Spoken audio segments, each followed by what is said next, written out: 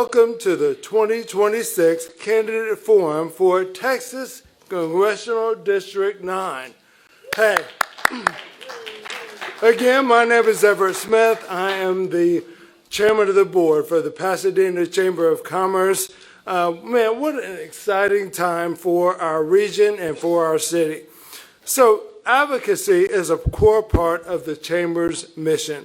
As the voice of business, we work to ensure that our members and the community are informed, engaged, and connected to the issues and leaders that shape our local economy and our quality of life. Hosting forums just like this is one of the most important ways we fulfill that responsibility. We appreciate the candidates who are here today, so thank you for coming and for taking the time to engage in this process. Candidates, please, starting with seat number 1, take 1 minute to introduce yourself and tell us why you are the best choice to represent the constituents of Congressional District 9, in the U.S. House of Representatives. Howdy and good evening. My name is Briscoe Kane. I believe America is at a turning point. I believe we're witnessing a revival of bold Christian conservative warriors who are unafraid of speaking the truth and pushing back against the woke mind virus that's trying to destroy this country. I believe that now more than ever, America needs fighters in Washington to help President Trump succeed in his second term. I was born and raised here in the shadow of the San Jacinto Monument to parents that worked in the refineries here. In fact, also pleased to have Governor Greg Abbott's endorsement. In fact, he said of me, he's called me the proven conservative champion that Texans need in Washington, fighting for them. I spent the last decade in the Texas House fighting to keep the Texas miracle alive. And now I'm running for Congress to help President Trump turn this country around. Nice. Good evening. My name is Alex Mueller, and I believe voters in this district are looking for the conservative who will deliver President Trump's America First agenda and also deliver for this district. See, the newly redrawn 9th Congressional District, this isn't just any district. This is arguably the most important district to our national economy into Texas. The Houston Ship Channel is the greatest job creator in this country, generating 3 million jobs, and under the Biden administration, it's been neglected. The infrastructure is not keeping up with what is needed to compete. And so what I want to use this job is to make sure that this economic engine has the support it needs. And if you can keep the Houston Ship Channel firing, you will keep job growth throughout the district. And you've seen that with Dayton. Gulf Inland is growing jobs because of its position with rail in the port. And you're seeing that with Generation Park, which just won a huge reinvestment from Pfizer, $6.5 billion. And why I think I'm the right person is when you look at the key issues, whether it's jobs or public safety, I have the background for it. So I'm a Harvard JD MBA, and I'm also a combat veteran. Thank you. In 60 seconds, would you please outline your top 3 campaign priorities and tell us what is the top issue you will individually address if elected, or what's the first bill you're going to pass? Well, as somebody that's represented a large portion of this district before, I've had my ear to the ground and been knocking on doors and talking to voters to find out what they care most about. The first one is immigration. First thing Congress needs to do, and they need to stop dragging their feet, is to codify President Trump's executive orders regarding the border. Okay, because if Trump's gone, the rest of it falls to waste. Okay, so number one, we got to clean up our immigration system and deport every illegal immigrant here in this country. Period. Number 2, one of the other main issues I hear from voters is affordability. Housing affordability is certainly a crisis. We've all been hearing about it. In fact, through studies of the National Home Builders Association, they say that 25% of it comes from regulations. We've worked on slashing those regulations here in Texas. In Congress, plan to identify those issues and strike those regulations so that it can be more affordable. That's it. Number 1 is to codify President Trump's executive orders on immigration and deport. Thank you. Thank you. Good evening. So number 1 priority is passing legislation, specifically not just immigration, but right now Congress is passing very few bills, and we are living off executive orders.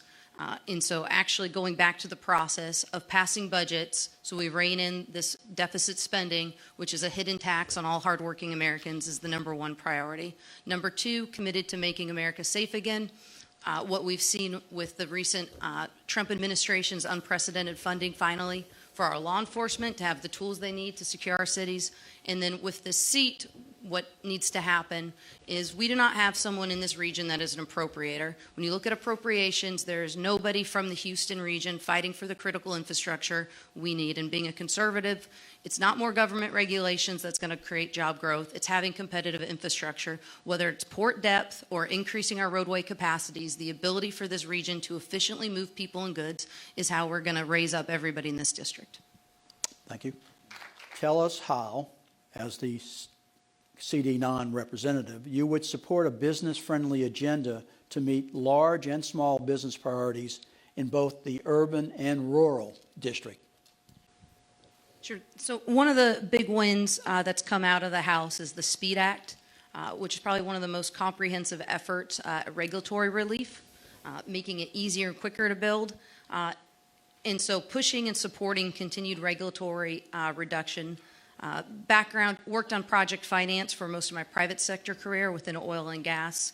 And every time you're extending these projects for years, you're raising the cost, right? So adding certainty so businesses can plan is one of the quickest ways to reduce that hidden tax. And so they've made big leap forwards for large corporations. We haven't seen the commensurate regulatory reduction on the small business side, which being a new small business owner, I've been getting that baptism by fire, and so plan to support similar relief. And to just to piggyback on the cost of health care, one of the new initiatives that's getting looked at is the new health options and the idea of creating a separate market that's targeted for small businesses, younger, healthier populations, so they can be matched with their appropriate risk pool. Thank you. You know, the Texas miracle wasn't created overnight. There's a reason that companies like SpaceX and Tesla have moved their companies here. As a member of the legislature, we passed laws, for small businesses that now, for that business franchise tax, they can go up to $2.47 million. They owe nothing. That makes it simple and easy for the small business. That means the majority of small businesses aren't paying it. Again, you know what someone's going to do based on what they've done, so in Congress we'll continue to look at similar things. We've created business specialty courts to ensure that companies, when they want to come to Texas, they know that they've got a predictable law environment. That same thing needs to be done nationally, so that people want to use our courts and know they're not going to be taken to the cleaners. I've supported and passed liability protections for business owners and businesses to prevent them from getting taken to the bank by a frivolous attorney that ends up shutting down their business. And as somebody who's represented this region for a decade, I'm proudly have earned the Champion of Industry Award by the Texas Chemical Council, the association that covers this area. Thank you. Transportation and infrastructure are priority items for the Pasadena Chamber. Now, everybody, you only have 45 seconds. We're going to tighten up these statements for you. How would you seek and secure comprehensive infrastructure investments for our region? While this district has the crown jewels of it, with being the petrochemical hub, it's also probably one of the most challenging districts. Right now, you've got funding required for the Ike Dike. Just completed Project 11, now allowing us to compete more competitively with larger container vessels. But now you're going to move into Project 12. Who's going to secure funding for that design and that next multi-billion-dollar project? And then you look at 225. We've had container growth explode from 2 million to 6 million in a few years, and that's still 225 expansion on the 10-year state plan. So going to Congress, being in a position to start making sure we can keep up with our kind of 65-35 split to be a good partner with the Army Corps, so our projects aren't on the back burner. Same thing with moving these critical roadways with TxDOT. Thank you. Thank you. Pavement, pipeline, and ports is really what this entire district is all about, right? There may be only 4 of us that actually live in the district, but I may be the only one here that has a background in the legislature. I've fought for these exact things. I've been in the meetings for the last decade with people from this region and with TxDOT and other partners discussing the plans. I-10 bridge, it's coming. In 2021, I fought and received $170 million dedicated to replacing that bridge. Sadly, the feds have delayed that replacement until 2030. With 225's expansion, 610 have been part of those meetings and understand it. There will be a continuity of mind in Congress, someone who has been here, has worked on these projects, has been in the meetings for a decade, and knows what it's needed there. Thank you. Pasadena Chamber members identified healthcare as a major business concern. What plans do you have to address access to healthcare, obviously the escalating healthcare cost, and how do you manage mental health care within those same cost constraints? Thank you. So I'll talk about really briefly. What we currently have right now is catastrophic care. We don't have health care coverage. Premiums are extremely high. Most are over $10,000. And so what ACA created is not affordable care because you wouldn't have to subsidize it with taxpayer funds. And unfortunately, all of that taxpayer subsidization hasn't gone to lower premiums and more access. It's just gone to the insurance companies. So what I'm very excited about is this initiative to create an alternative market where you can start matching people appropriately with their risk pools, have price transparency so you know what you're paying, just like any other business, and make it so we can get more healthy people insured, therefore reducing the cost. Thank you. Thank you. I've got a few ideas. One is that Medicaid needs to return to its original purpose. That's temporary assistance for American citizens and American citizens only. Another is to make things a lot easier. In Texas, we've expanded telehealth, trying to make it easier, but the feds could do a lot more, requiring telehealth, which reduces that cost. We also have a supply issue of healthcare professionals. In Texas, Sanjak down the road, just a few years ago, I co-authored and passed a law to allow them to offer a 4-year degree so that RNs can graduate from community colleges affordably, therefore giving more workers into the healthcare system to reduce those costs. But certainly, many of us up here would be right about it, that for the last 60 years, Congress has done nothing because it's continued just to break the system. It needs to be returned to the states. Thank you. Tell us how you plan to work across the aisle in a divided House of Representatives where neither party is projected to have a significant majority.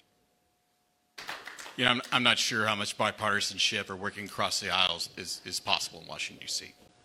Right now, we have members of the minority party that are helping and aiding those to fight back and resist ICE. Right? I think they need to be charged with felonies and arrested. Maybe then those Democrats want to work with Republicans to help deport the illegals and put American workers first. So the issue is what drives the ability to work across the aisle. Certain issues certainly off guards, but in this district, there is room to find overlap when it comes to critical infrastructure and jobs. So workforce Pell Grant's incredibly important to Sanjak.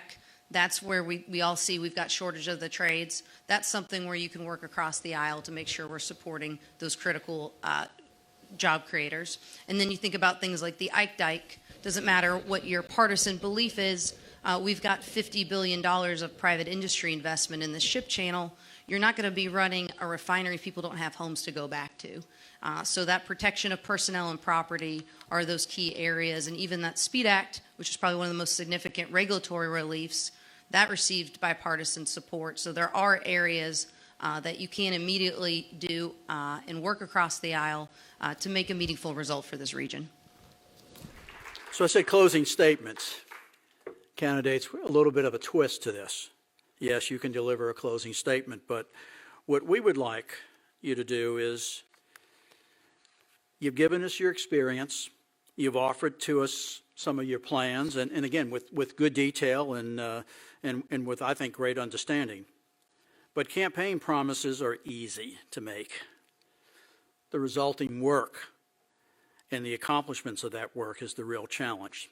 So as part of your final statement, address why you are the best candidate to turn the words you've delivered tonight into action as our representative of Congressional District 9. You do have 2 minutes for this. As a legislator who's represented a large portion of this district for a decade, when I was campaigning and knocking on many people's doors, I, of course, made them campaign promises. One of the things I did is I told them, take this seat from the 14th most liberal Republican seat to number 1. I did that. I did it 4 times, a record 4 times. One of the things I did is I said I'd fight for the workers here. My father and mother retired from the refineries here. Proud to say that I'm endorsed by the Oil and Gas Workers Association of America. I also said I'd fight to protect our industry here. Y'all may recall when Greenpeace, 22 radical eco-terrorists shut down the Houston Ship Channel by dangling themselves from the Fred Hartman Bridge. 2 days prior, I knew that we had just passed a law. I went to that bridge, called the governor's office. The county was going to let them stay as long as they wanted. But I was able to convince them that they had just committed a state felony, the first time it had ever been used. And we got them down within a few hours to get the ship channel opened back up. Again, I told you that I would fight for children. We did. We passed universal school choice. That's something we must do in the government. That we allow children to pick, choose where, how, and when their children should be educated for parents. One of the things Congress can't do is to stop the gender mutilation of children or keeping boys out of girls' sports. We did that here in Texas. I told you that I would, and we did. You know where someone's going to do because of what they've done, and I have a record to prove that I'll do and keep my word to you. I do ask, though, that you check out briscoekane.com and join me in ensuring that Trump's second term is successful, and that we codify his EOs, and that we keep Texas, the Texas miracle, and turn this country around. Thank you. Good evening. So ultimately, we're here for a job interview, and in Congress, you can do as much or as little as you want. And so what I'm asking is for everyone to consider our rhetoric, but then compare that against our record to see if it matches. Because ultimately, we're going to be selecting someone to represent your family, your interest. And while I don't have a legislative record, I do have a track record of public service I'm very proud of. So that started when right after 9/11, I volunteered to go to West Point, while I was at West Point when I volunteered to defuse bombs in Afghanistan, and when I started my private sector career working oil and gas banking, raising my kids, decided to run against Lena Hidalgo and fight for our region, and continued after a year-long election contest. And very proud that I raised my hand again and served as public safety chair on Metro. And so here is this board, controlled by Democrats, lone Republican, first time on the board, managed to get real results in a short period of time. We doubled the public safety budget. We built a new police headquarters, new mobile command center, 29 new vehicles, and most importantly, we grew the force by 35%. So delivering on a promise and executing is why I hope to earn your vote, because we have had not somebody try to make this seat as powerful as this region it represents, and I hope to get the chance to do it. Thank you. Thank you.